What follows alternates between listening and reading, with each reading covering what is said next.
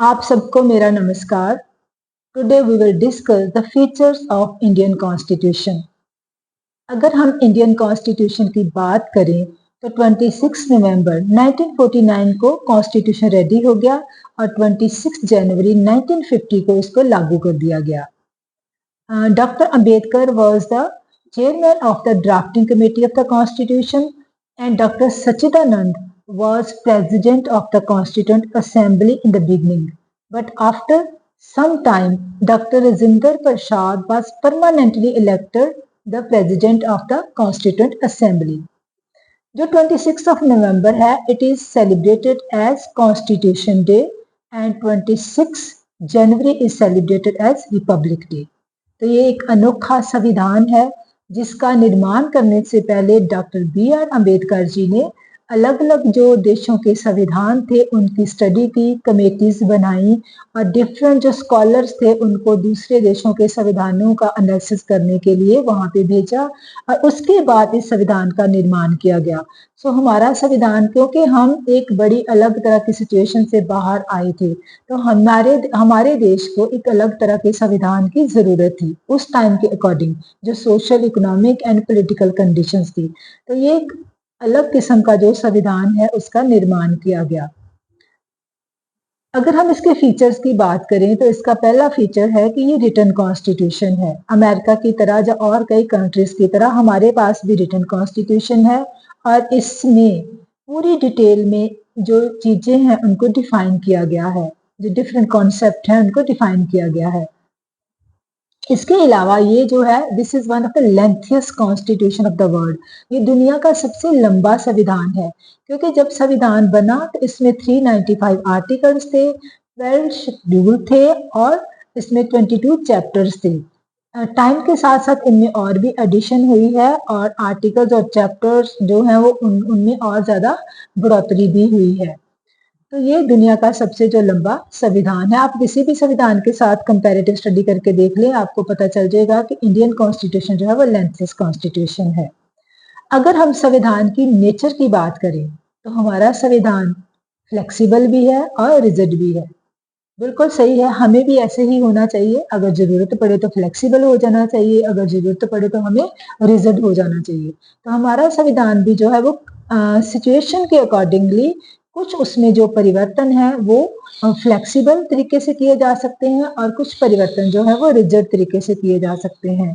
संविधान में अमेंडमेंट करने का जो तरीका है वो आर्टिकल 368 में दिया गया है और there are 3 methods to amend Indian constitution.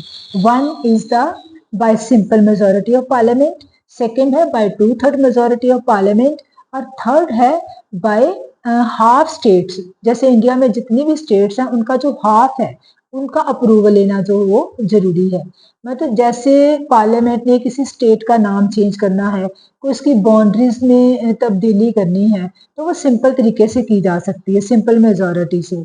आजकल काफी ट्रेंड है, स्टेट्स के नाम चेंज हो रहे हैं या एक स्टेट से 2 स्टेट्स बन रही हैं, तो उस हिसाब से जो है वो सिंपल मेजोरिटी से ही पार्लियामेंट कर सकती है।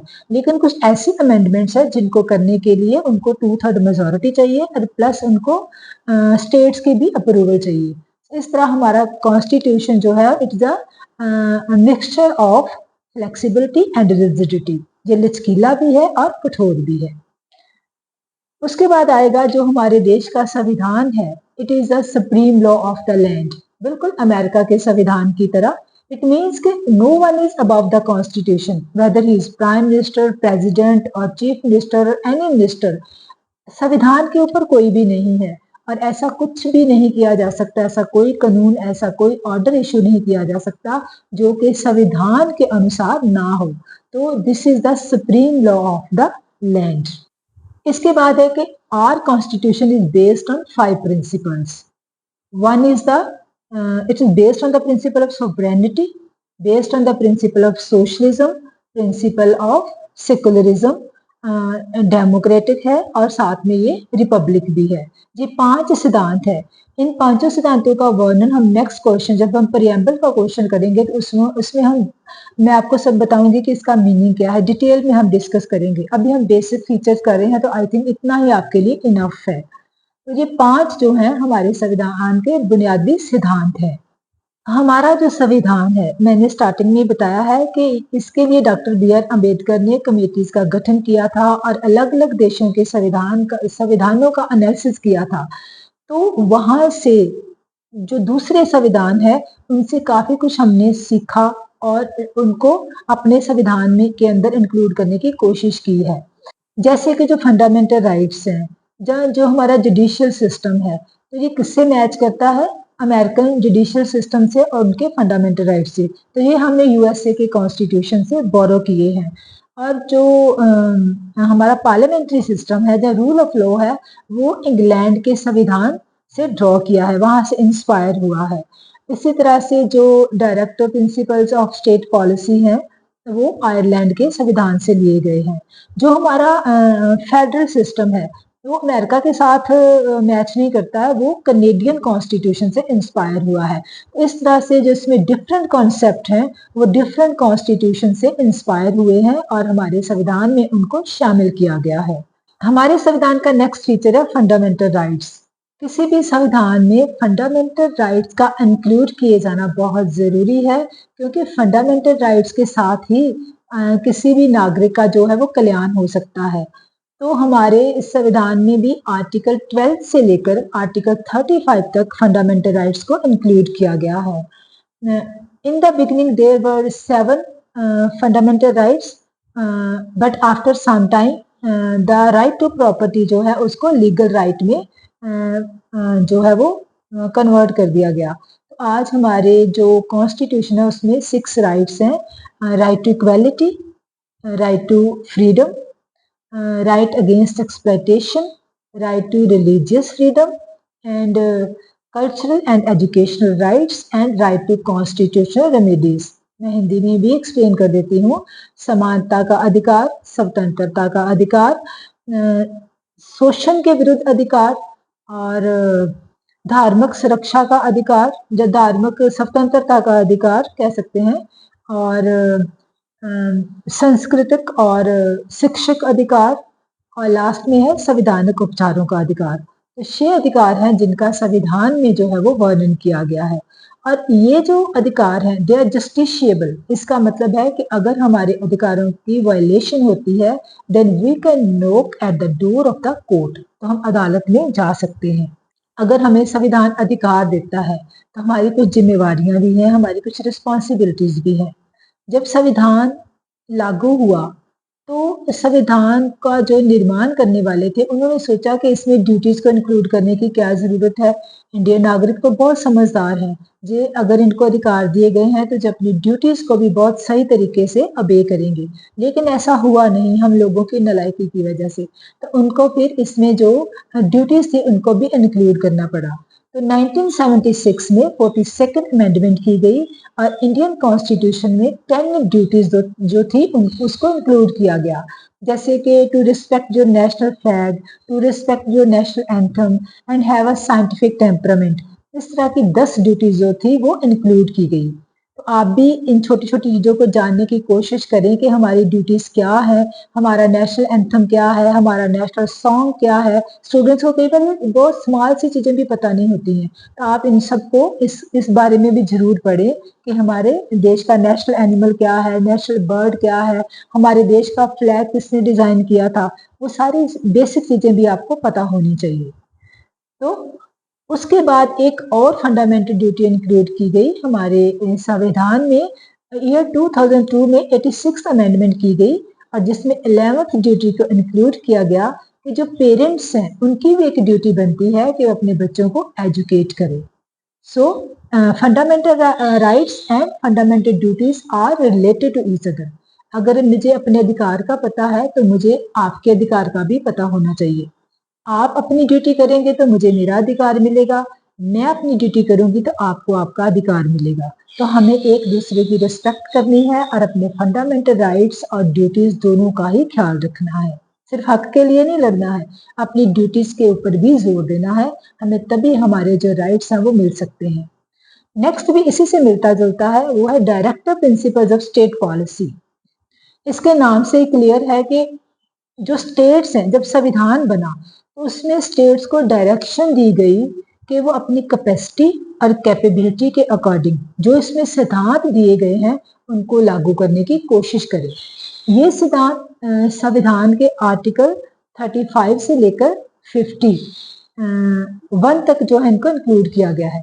जो फंडामेंटल ड्यूटीज है वो आर्टिकल 51A और चैप्टर 4 में है, लेकिन जो directive principle of state policy है वो आर्टिकल 36 से लेकर 51 तक उनको इंक्लूड किया गया है। तो ये बहुत ही इंपॉर्टेंट सिद्धांत है। जैसे आप सोचो कि ये सिद्धांत है कि सरकार कहती है, जब हमारा संविधान कहता है कि आने वाली सरकारें, जो आने वाली स्टेट्स जो होंगी वो कोशिश करेंगी कि हमारे देश को नशा मुक्त किया जाए। मतलब पक्का नहीं है, मतलब कोशिश करनी है आपने। सो अगर ऐसा नहीं किया है स्टेट्स ने, अगर गवर्नमेंट ने ऐसा नहीं किया है तो हम कोर्ट में नहीं जा सकते हैं। So these are the non justiciable.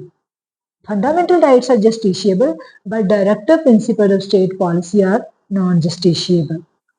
तो अब हम बात करेंगे पॉलिटिकल स्ट्रक्चर्स की।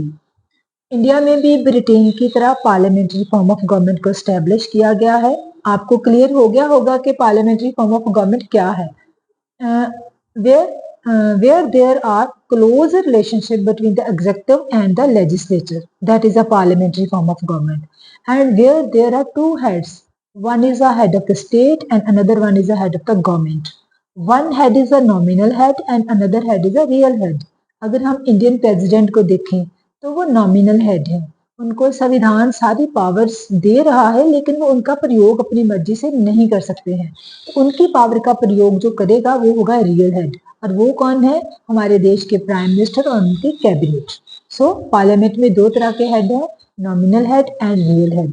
सो इंडियन कॉन्स्टिट्यूशन में पार्लियामेंट्री फॉर्म ऑफ गवर्नमेंट को अडॉप्ट किया है, और हमारी पार्लियामेंट में वो सभी फीचर्स हैं जो एक पार्लियामेंट्री फॉर्म ऑफ गवर्नमेंट में होनी चाहिए। उसके बाद है फेडरल स्ट्रक्चर।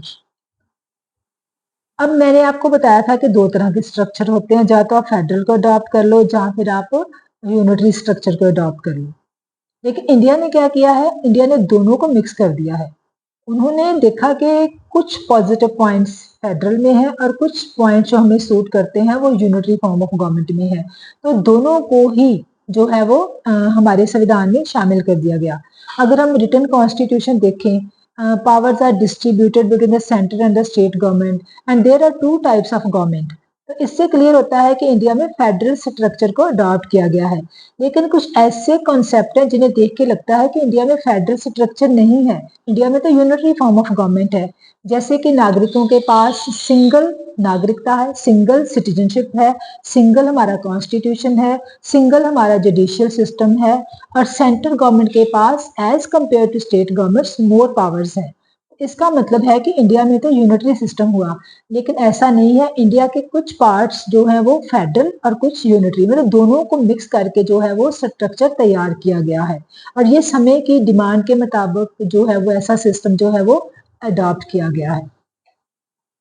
नेक्स्ट है यूनिवर्सल एडल्ट फ्रेंचाइज। इसके भी नाम से ही क्लियर हो जाता है। यूनिवर्सल का मतलब है कि all people have the right to vote without any discrimination. कि आप किस जाति के हो, आप किस धर्म के हो, इससे कोई लेना देना नहीं है। सभी नागरिकों को जो है वो बिना किसी भेदभाव के, जो नागरिक कितने साल का हो गया है, 18 years old, a citizen who is 18 years old have right to vote. जो नागरिक जिनके पास जो 18 साल के हो गए हैं उनके पास जो है वोट का अधिकार है। तो इस तरह से यूनिवर्सल एडल्ट फ्रेंचाइज को हमारे इंडियन कॉन्स्टिट्यूशन में शामिल किया गया है। उसके बाद है bicameral legislature.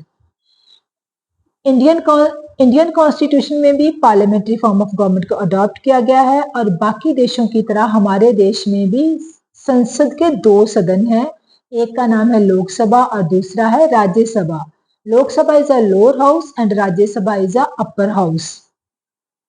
The member of the Lok Sabha are directly elected by the people for 5 years। और अगर प्रेसिडेंट सेटिस्फाइड ना हो, जहां प्राइम मिनिस्टर के पास मेजोरिटी ना रहे, तो प्रेसिडेंट जो है वो लोकसभा को डिसॉल्व भी कर सकता है। पार्लियामेंट का जो दूसरा सदन राज्यसभा है वो अमेरिकन सेनेट की तरह है, और इसका जो ये एक परमानेंट हाउस है, और हर जो इसका मेंबर है उसका 6 ईयर टर्म है, लेकिन जो कंटिन्यू चलता रहता है। हर 2 साल बाद 1/3 मेंबर्स को रिटायर कर दिया जाता है और उनकी जगह पे नए जो मेंबर्स हैं उनको इलेक्ट कर लिया जाता है। तो इस तरह से भारत में 2 सदनीय विधान पालिका का गठन किया गया है। इंडियन कॉन्स्टिट्यूशन के नेक्स्ट फीचर्स की बात करें तो वो है इंडिपेंडेंट जुडिशियल सिस्टम। अमेरिका की तरह इंडिया में भी इंडिपेंडेंट जुडिशियल सिस्टम को ही इस्टेब्लिश किया गया है। इसका मतलब है कि जो जुडिशरी है इसके ऊपर कार्यपालिका और विधानपालिका का कंट्रोल नहीं है। It is free from the control of legislature and executive. ऐसा क्यों किया गया?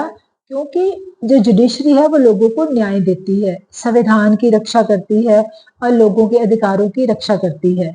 अगर जुडिशरी विधानपालिका और कार्यपालिका के कंट्रोल में होगी तो उसके लिए ऐसा करना संभव नहीं होगा।